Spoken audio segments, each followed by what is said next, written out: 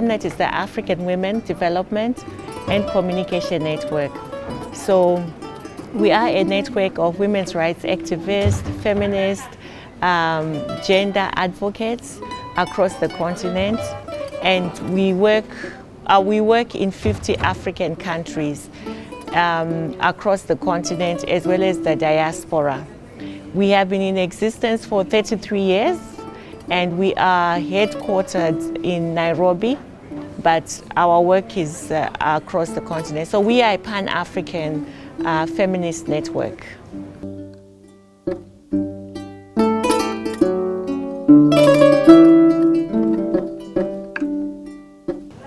So this year we are in Dakar, Senegal, to hold what we call the African Feminist Macroeconomic Academy. This is an academy where we are working with African feminist activists, journalists, women from across the continent in all their diversity, where we bring them together to look in much more in depth to issues on gender and macroeconomics, and to also deep dive into a particular issue on macroeconomics with a feminist lens. So what we do is we start unpacking what is macroeconomics, because there's this whole myth around the complexities of macroeconomics. Yet we know that the work that we do as women's rights organization is really interlocked, it's really intersected with issues to do with economics, with issues to do with politics. So we are trying to build a movement of more African activists, feminist activists who are able to have a deep understanding, but who also become more conscious about the macroeconomic issues. And when you talk about macroeconomic issues, we go one-on-one into macroeconomics, looking at the global financial architecture, how this architecture really disadvantages the African continent in the way it is structured. We also go into doing a political economy, where we are looking at what are the factors that result in the way that our economics are defined. But we also start challenging the orthodox macroeconomic model to say it's looking at issues on growth based on GDP, which really does not make us progress, because we are looking at it encourages opening markets, it advances a neoliberal agenda, and we are challenging that neoliberal agenda because it's being recolonized as well again. So this is why we come together and we are trying to really go deep and say, how does this economy work and how can we offer alternatives that should actually work for us. So you want to be able to have a cohort of women who are able to start really dismantling the underlying structural systematic issues that always result in us, especially women, being disproportionately in poverty, women disproportionately not being able to access many services as well.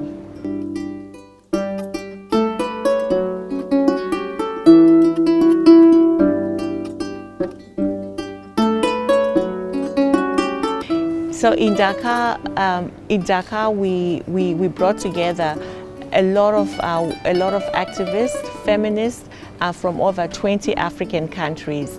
So for them to be able to attend AFMA, it was through a very competitive process where we asked them to apply, but to also demonstrate what the information, what the training. It's more like an intensive training where we want them to really come out of AFMA and be able to use the information that they get, and to be able to go and do the same within their countries, but to also start analyzing at a national level how the macroeconomic issues are manifesting, to see how do issues of taxation, how do issues of trade, how what policies, what monetary policies are within their countries, issues around illicit financial flows, issues around extractivism. So we want them to really go into coming out of AFMA, to go out there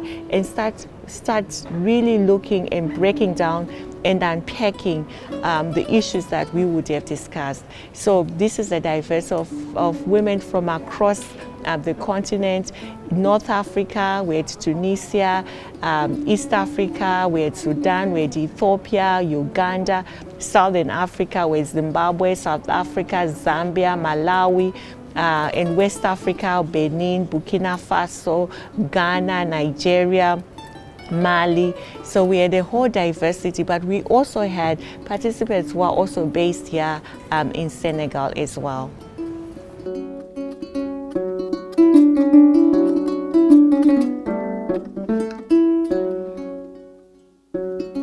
So we have the participants with also from very different backgrounds. We had participants who were coming from working with rural communities. Participants were working with within the agricultural sector. We have participants from the universities as well, from the academic sector. Women's rights organizations who are working on issues to do with ending violence against women. We also had think tanks, collectives, creatives, artists, and also some who came from different institutions within the civil society sector. So a huge diversity in terms of background, also diversity in terms of age. We had young, young, energetic. We also had participants who are much older, who have been in the movement for quite some time.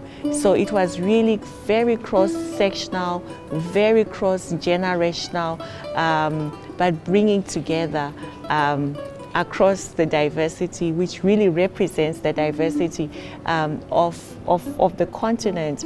But feminist activists were coming to say, we want to know more, we want to share our experiences and to contribute, as well as to start having a deeper understanding of macroeconomic issues.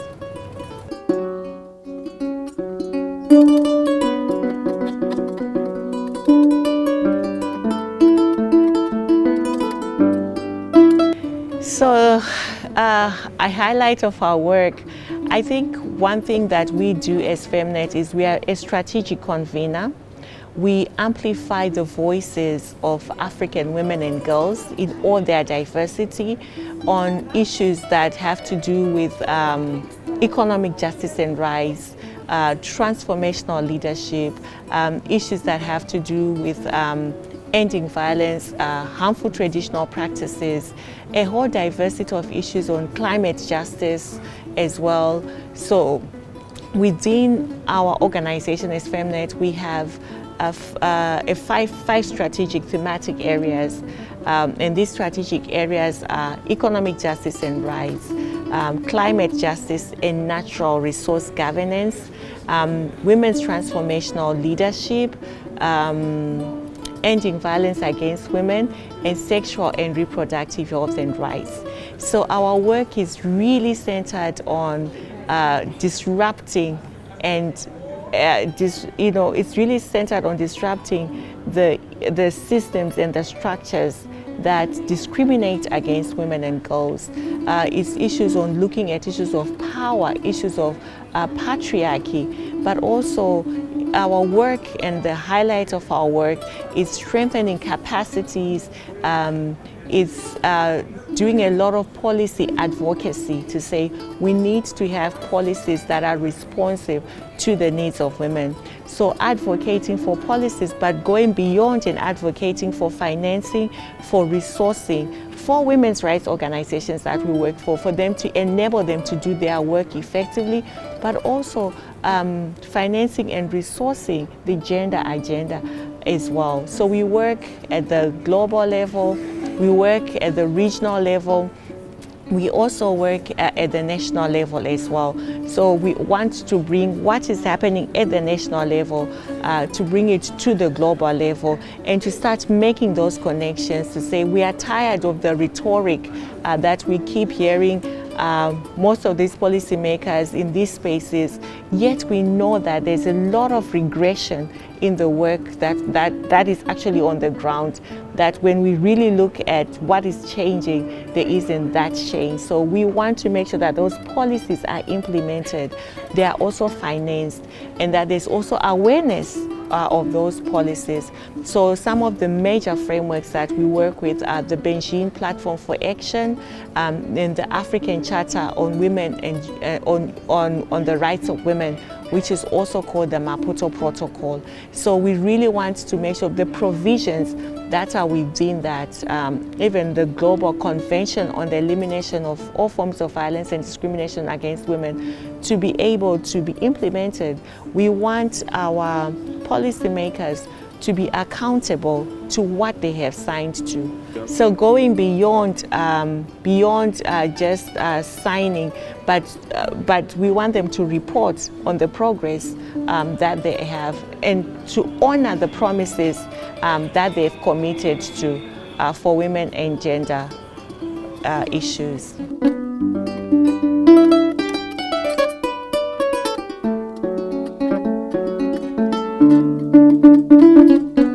Absolutely. You cannot, the work that we do, I think for me is such a privilege because these are the issues that I face every day. But I just have a privilege to be able to be working on these issues, to be able to sort of like articulate the issues and the struggles that I face personally, but also knowing that it's women. Women are not homogeneous. So the issues that I face, you can imagine the issues that other women, girls face as well. So for me, I'm so passionate about this. This is my life. When I talk about issues that we are talking about, to say we need health services, for example, to work for women, it's because I experience that. When I visit a health center, this is what I experience. This is what women are experiencing.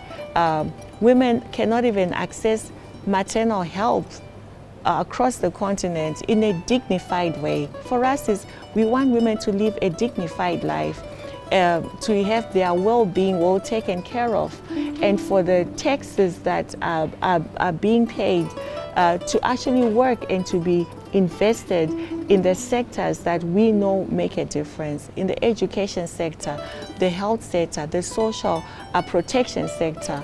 We want to make sure that the care that we provide, what we call the care economy, so the roles that women do, which are not even recognized as contributing towards the economy, the domestic work that a lot of women are engaged in agriculture, women are doing labor, which is unpaid labor. We are actually mortgaging and holding the economies of our countries, not recognized. So this is why this is something I'm really passionate about, because we need to start transforming the way economics is the orthodox, because that's what we need to have a decolonial agenda, to decolonize that, because we are taught by the World Banks to be, they are putting policies or structural adjustment again, to debt, to make sure that we work in a certain way which benefit them. There's continual extraction of resources from the continent. So all those things connect. And if we are talking about the macroeconomics, but we are not putting a gender lens, we are not recognizing, like I said, the contribution that women are making, then it doesn't make sense. It's economics that does not make sense.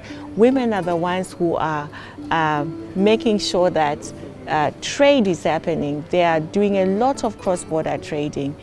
They are doing a lot of work, yet the return is very minimum.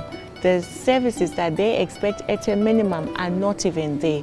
And this is not saying we are victims, no, but this is actually saying that there is a responsibility on the policymakers to make sure that things really work for women.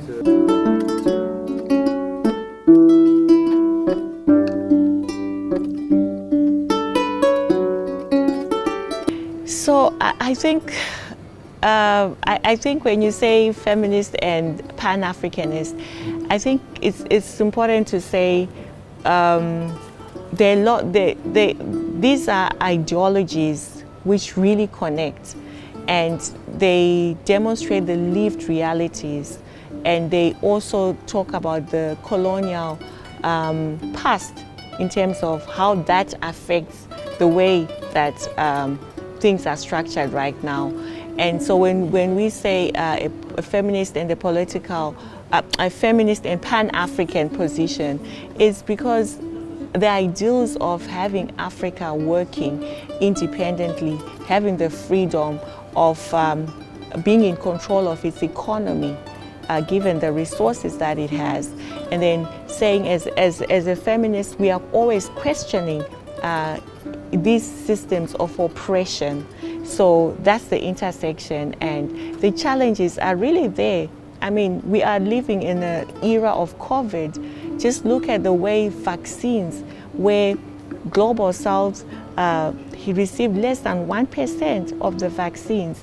There are trade agreements, which, you know, the way things are structured is so that we are at the last receiving end. And if COVID did not demonstrate that, you know, that there is this apartheid in terms of how power is distributed of a resource and a right just to life. And this is something that happened when we had the HIV and AIDS pandemic, when we had Ebola. Women, Africans were dying. But even in all these catastrophes, in all these emergencies, the first people who are at the site, the first people who start responding are women. So these are some of the issues which we are really passionate about, to say we really need to continuously fight together, but also connecting the struggles, to say even as we work as civil society, it's important for us to connect the struggles as well, because the ideal that we are really fighting for is equality, but also fighting for decolonization of the continent ultimately.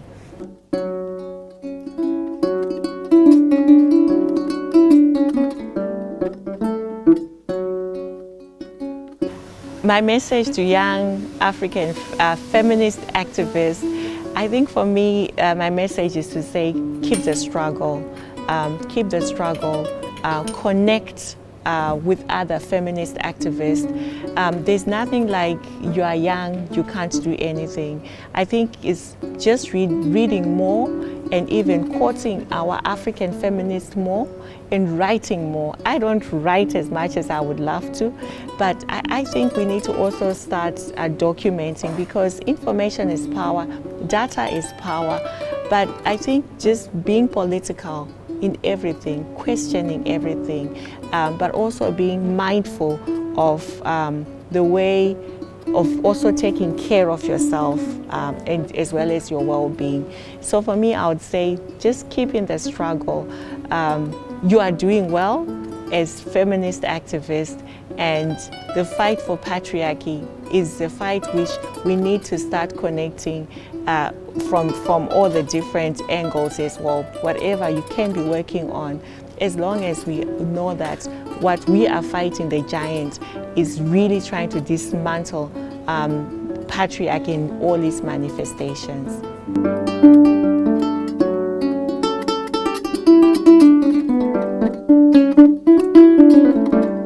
I think when you talk about peace, when you talk about Amani, what my message is to really say, the continent is really right now, you know, we have a lot of conflict in different areas.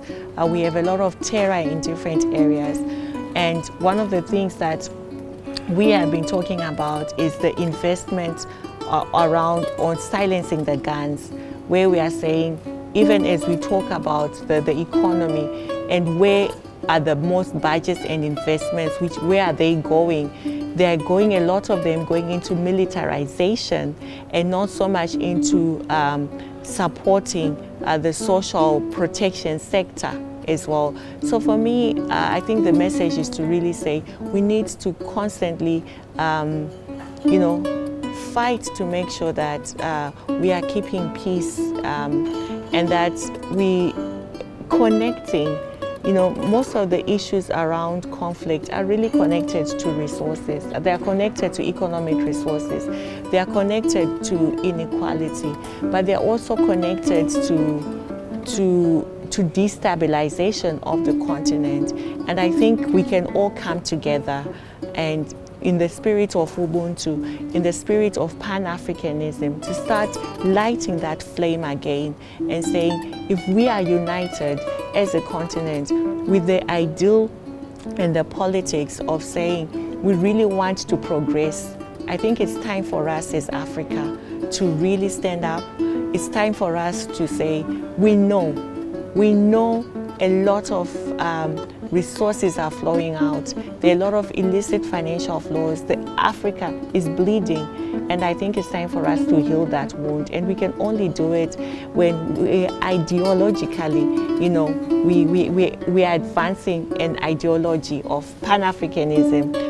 We know why we should be doing what we are doing, and we know that by doing that, we can have peace on the continent.